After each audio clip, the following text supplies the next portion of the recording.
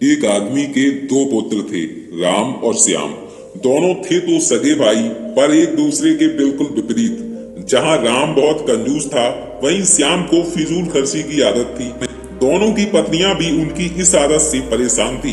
घर वालों ने दोनों को समझाने के बहुत प्रयास किए, पर ना राम अपनी कंजूसी छोड़ता और ना ही श्याम अपनी फिजूल खर्ची से बाज आता। एक बार गांव के करीब ही एक प्रसिद्ध महात्मा का आगमन हुआ।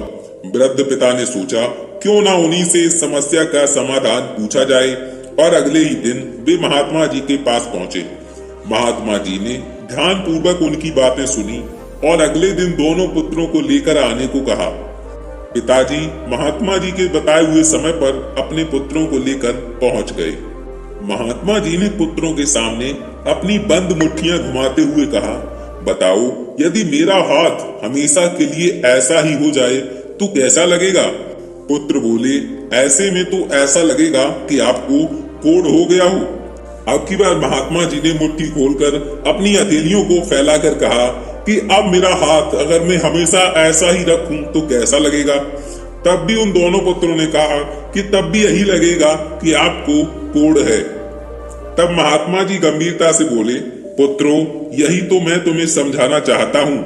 हमेशा अपनी मुट्ठी बंद रखना यानी कंजूसी दिखाना, या हमेशा अपनी हथेली खुली रखना यानी फिजूल खर्ची करना एक तरह का कोढ़ ही तो है।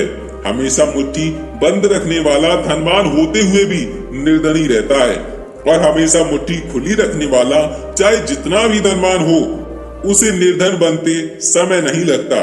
सही व्यवहार इस तरह का होता है कि कभी मुट्ठी बंद रहे तो कभी खुली, तभी जीवन का संतुलन बना रहता है।